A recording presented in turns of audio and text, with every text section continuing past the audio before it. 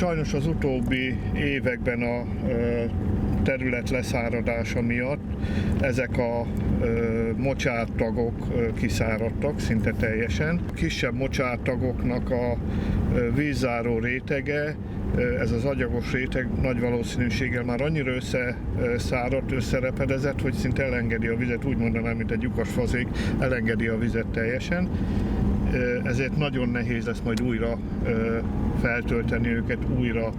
vízzel megtelni ezeknek a területeknek, hiszen nagyon sok folyadék kell, nagyon sok víz kell ahhoz, hogy ez a vízzáró réteg újra ki tudjon alakulni.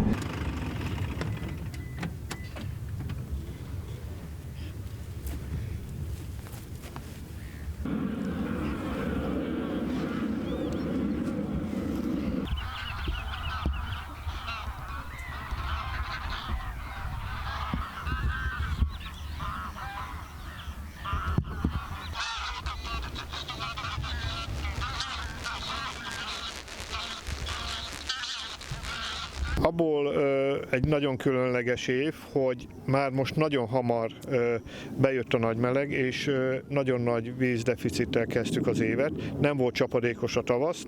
hiába volt télen valamennyi csapadék, nagyon kevés, nem tudtak föltelni a mocsár medrek, és annyira kiszáradt a vízzáró réteg is, hogy szinte már átengedi a vizet, ezt már említettem, és az idei évben sikerült a Vizet a Tájba program keretében a vízügytől ökológiai célú vízpótlásra vizet kapnunk, ami még jelenleg is jön a területre a víz.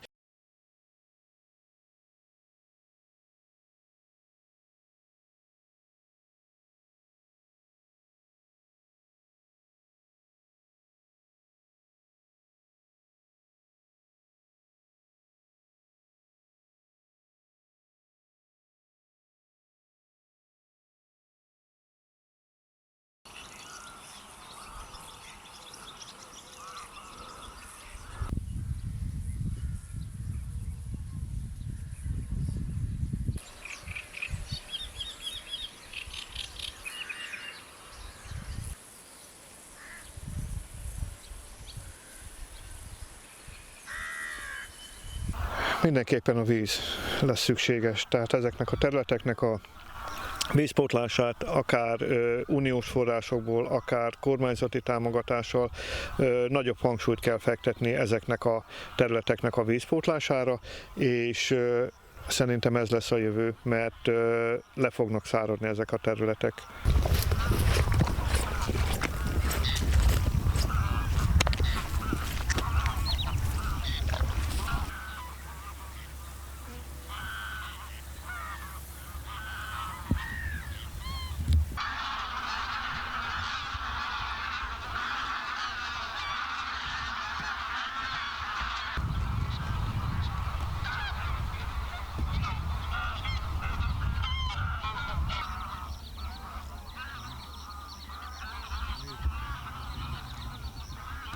Hamarabb kezdődnek már a tavaszi vonulások, talán azt lehet mondani, hogy mivel nincsenek igazán nagy telek,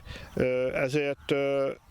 nem is igazán kell arra várni, hogy a nagy tél után jön egy fölmelegedés, és akkor kezdődik a tavaszi vonulás, hanem szinte ilyen elhúzódóan, nem dömpingszerűen, hanem fokozatosan